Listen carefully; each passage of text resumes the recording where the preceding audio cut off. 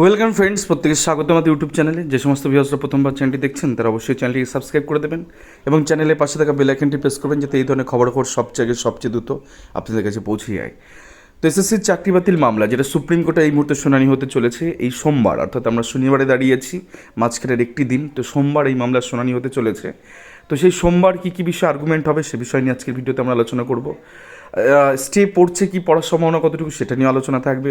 19,000 যোগ্য চাকরিহারাদের, অর্থাৎ group C, group D, 9, 10, 11, 12 এদের এই মুহূর্তে কী কী করণীয় সে বিষয় নিয়ে আমরা একটা ছোট্ট আলোচনা কিন্তু আজকের ভিডিওতে আমরা রাখছি। তো প্রথমে যে বিষয় নিয়ে কথা বলবো যে সোমবার কী কী বিষয় নিয়ে আর্গুমেন্ট হতে পারে, তার আগে যে বিষয় নিয়ে আমরা একটু কথা বলবো সেটা হচ্ছে যে সোমবার অনেকেই দেখলাম যে একটা ভ্রান্ত ধারণা নিয়ে বসে আছে যে এসএসসি বা স্কুল সার্ভিস কমিশন বা রাজ্য সরকার বা প্রাথমিক শিক্ষা পর্ষদ তাদের এসএলপিগুলো কী হবে, দেন যোগ্য যে 19,000 যাদের প্রতিনিধি দল, কেউ দিল্লিতে গেছে, কেউ এখানে রয়ে গেছে, তারা একটা জিনিস ভাবছেন যে আমাদের এসএলপিটা, রাজ্য সরকার এসএলপি কী হয় সেটা দেখার পরে আমাদের এসএলপি আমরা করব।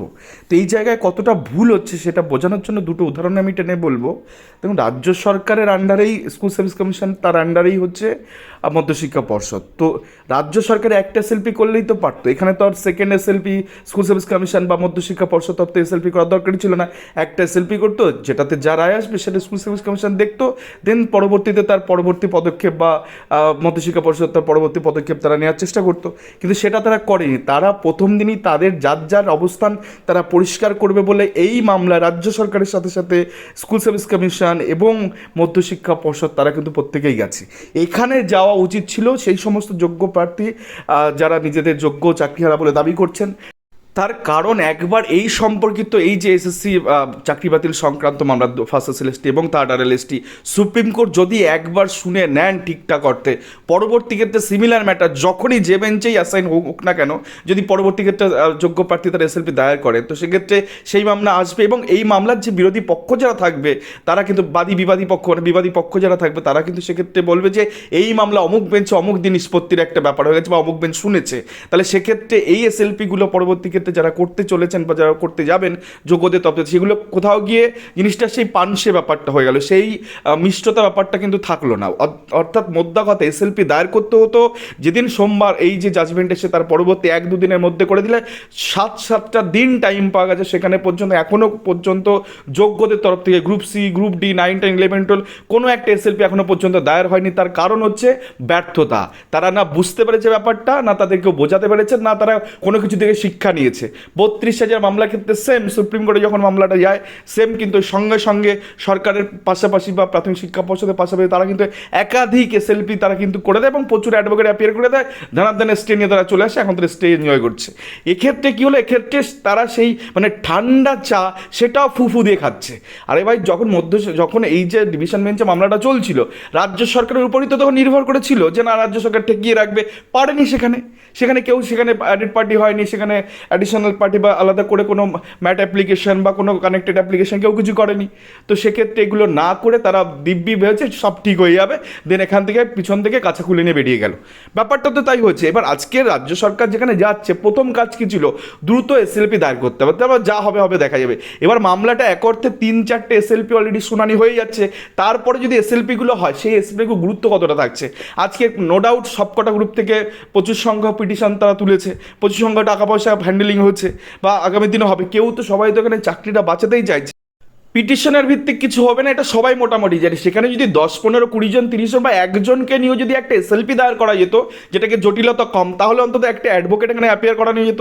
সেটা যদি না হয়তো একটা অ্যাপ্লিকেশন করানো যেত সেই মূল মামলার সাথে, যেটা ওয়েস্ট বেঙ্গল গভর্নমেন্ট মানে ওয়েস্ট বেঙ্গল গভর্নমেন্ট যেটা করেছে, তাকে ফাইল করলে সেখানে একটা অ্যাডভোকেট অ্যাপিয়ার করানো যেত।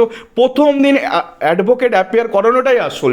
সেখানে যদি দুধ কা দুধ পানি কা পানি হয়ে গেলে আর পরবর্তী ক্ষেত্রে সমস্যাগুলো হতোই না। সেগুলো না করে তারা বসে রয়েছে কবে রাজ্য সরকার এর কাছে স্টেপ পড়বে কি পড়বে না, এই মর্মে গিয়ে বসে রয়েছে। এসএলপি করতে 2 থেকে 3 দিনের মধ্যে এসএলপি হয়ে যায়, ডিফেক্ট হলে তাও একদিনের মধ্যে ক্লিয়ার হয়ে যাবে, যে মধ্যশিক্ষা পর্ষদের ক্ষেত্রে হলো।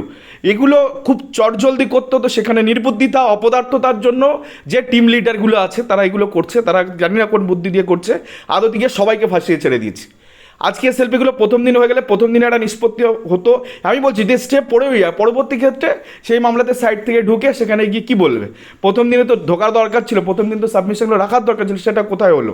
যাক, এগুলো হলো না। আমরা একটু দেখে নেব ভিতরের জিনিসগুলো যে কী হতে পারে এই মামলার। দেখুন, জাজমেন্ট নিয়ে একাধিক বিষয়ে জাস্টিস দেবাংশু বসাক তিনি উল্লেখ করেছেন তার 288 পাতার অর্ডারের মধ্যে সবথেকে স্পেসিফিক কোন জায়গাগুলো ধরে মামলাটা করা উচিত ছিল, এসএলপিটা দায়ের করা উচিত ছিল। তার মধ্যে 240 নম্বর পয়েন্ট ভীষণ ইম্পর্টেন্ট, যেহেতু 4টে ক্যাটাগরি ক্ষেত্রে এখানে টোটাল রেকমেন্ডেশন, ওএমআর ম্যানিপুলেশন, দেন র্যাঙ্ক জাম্পিং প্রসঙ্গগুলো উঠে এসেছে, যদিও সিটির ক্ষেত্রে র্যাঙ্ক জাম্পিং নেই, টোটাল কতটা দুর্নীতি হচ্ছে তার পার্সেন্টেজ অলরেডি। এগুলো কিসের বেসিসে এসছে? এগুলো বেসিসে এসছে এসএসসি সার্ভারের ডাটা বা মধ্যশিক্ষা পর্ষদের সার্ভারের ডাটা, দেন তার সাথে যে গাজিয়াবাদ থেকে যে ওএমআর ম্যানিপুলেশন, তার উপর বেস করে জাস্টিস দেবাংশু বসাক অলরেডি কিন্তু জাজমেন্ট একটা দিয়েছেন এবং জাজমেন্টে স্পেসিফাই করেছেন যে এত শতাংশ, যেমন 9-10 8.50% দুর্নীতি, 11-12 14.47% দুর্নীতি, গ্রুপ সির ক্ষেত্রে 38.43% দুর্নীতি এবং গ্রুপ ডি ক্ষেত্রে 44.87% দুর্নীতি। এই যদি হয়ে থাকে তাহলে এইটা যদি দুর্নীতি আইডেন্টিফাই করা সম্ভব হয় তাহলে বাকি অংশটা লিগালি পেয়েছে, তাই না? এটা আমি আইডেন্টিফাই করলাম কেন? কিছুর উপর একটা বেস করে তো করেছি, সেটা ওই মাসির হতে পারে, সার্ভারের ডেটা হতে পারে। তো সেটা যদি আইডেন্টিফাই হয়ে যায় তাহলে বাকি অংশদের উপর খাড়া কেন আসবে? এই মর্মেই তো সুপ্রিম কোর্টে এসএলপি করা দরকার ছিল, ন্যাচারাল জাস্টিস তো তার পরের ইস্যু। তাহলে এইটা থেকে জাজমেন্টে একটা অংশ তো এটাকে ডেলিভার করছে যে এই অংশটা অবৈধ অযোগ্য, দেন বাকিটা তাহলে যোগ্যই। তারা একটা যদি অযোগ্য যদি হয় তার বিপরীত শব্দ তো যোগ্যই তো আসবে। তাই যাই হোক, এটা করা গেল না বা এটা ক্ষেত্রে এসএলপি এখন যোগ্যরা দায়েরই করতে পারলো না, কেন করতে পারলো সেটা তারাই জানে। তো এসএসসি চাকরি বাতিল মামলা কিন্তু 19,000 যোগ্য চাকরি হাতে এই মুহূর্তে কী করণীয়?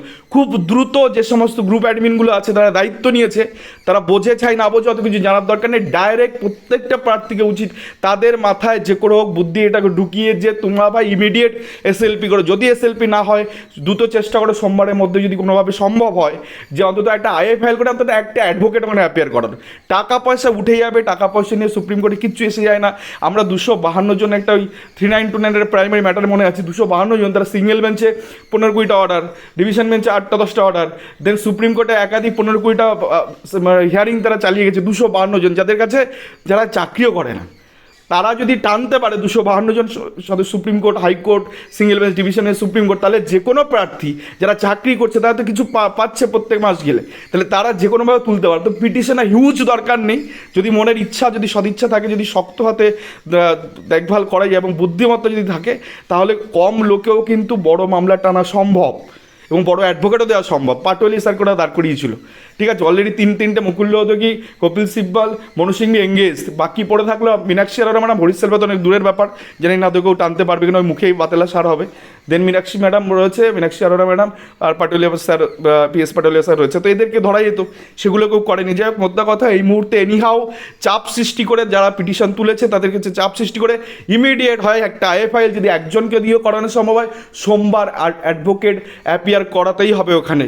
যদি আনলিস্টেড মুভ করতে হয় তাও বেটার, তাও কিন্তু ওখানে অ্যাডভোকেট অ্যাপিয়ার করে ওই দিন অন্তত 15-20টা অ্যাডভোকেট কিন্তু যোগ্য যে 19,000 চাকরিরা তাদের কিন্তু দাঁড় করাতেই হবে। শুধু বসে থাকলে কিছু হবে না। দিল্লি গেলাম, বসে থাকলাম, অ্যাডভোকেটের সাথে 1000টা গিয়ে করলাম, আসল খেলাটা সোমবার হয়ে যাবে। সোমবার আসল খেলা হয়ে যাবে। যদি স্টে চলে আসে দেন সময় পাওয়া যাবে আর কিছু করার, বাট এই মুহূর্তে সোমবার এনিহাও সিনিয়র অ্যাডভোকেট ওখানে অ্যাপিয়ার করাতে হবে। যদি আনলিস্টেড মুভ করতে হয় সেটাও বেটার, যদি ফাইল করে করতে হয় সেটাও বেটার, যদি এসএলপি করে এই মুহূর্তে সম্ভব হয় তো সেটাও বেটার। মোদ্দা কথা ওই দিনকে 20-30টা অ্যাডভোকেট কিন্তু যোগ্য চাকরিদারদের থেকে অ্যাপিয়ার করাতে হবে। এগুলো সম্ভব, সুপ্রিম কোর্টে সবই সম্ভব, কিন্তু সেটা লিগাল প্রসিডিওর মেনটেন করে করতে হবে। আর স্টেপ পড়ার জায়গা আছে ন্যাচারাল জাস্টিস, যেখানে একজন প্রার্থী এতগুলো বছর চাকরি করছে, তার কাছে কনফার্মেশন আছে অন্য কারো দোষে কেন সে দোষী হবে। কেউ ফাঁসির মঞ্চ একটা থাকলো, সেখানে তো শুধু অপরাধীদেরকে তো চড়ানো হবে। আজকে একটা ফাঁসির মঞ্চ দিলে সবাইকে, অপরাধীকেও দাও আর অপরাধ যে করে তাকেও সরিয়ে দাও। সুপ্রিম কোর্ট এরকম কিছু কখনো করবে না যে একটা ফাঁসির মঞ্চ তুলে দেওয়া হলে সেখানে সবাইকে ঝুলিয়ে দাও, এমনটা হবে না। ওখানে অবশ্যই যেগুলো ক্লারিফিকেশন হবে যে এভিডেন্সের ভিত্তিতে তুমি অযোগ্যদের আইডেন্টিফাই করছো যে এতজন অযোগ্য, তাহলে সেই একই এভিডেন্সের ভিত্তিতে তুমি যোগ্যদের আইডেন্টিফাই করো না, দেন ন্যাচারাল জাস্টিস তো আসবেই। দেন আরও অনেকগুলো বিষয় এখানে প্রাসঙ্গিকতার দিক থেকে উঠে আসবে এবং চাল আর কাকরকে আশা করি সুপ্রিম কোর্টে বেছে দেবে এবং একটা স্টেপ পড়লে এখানে পরিকল্পনা মাফিক আরও এসএলপি, আরও পিটিশন এখানে দাখিল করে একাধিক অ্যাপ্লিকেশন করে প্রত্যেককে অ্যাডিশনাল পার্টি এই মামলার সাথে, মূল মামলার সাথে করে দেন একটা ভালো শুনানি কিন্তু করানো যেতে পারে এবং সেক্ষেত্রে তৎপরতা এবং বুদ্ধিমত্তা এবং টেকনিক্যাল দিক থেকে এগোতে হবে, আইনিভাবে এগোতে হবে।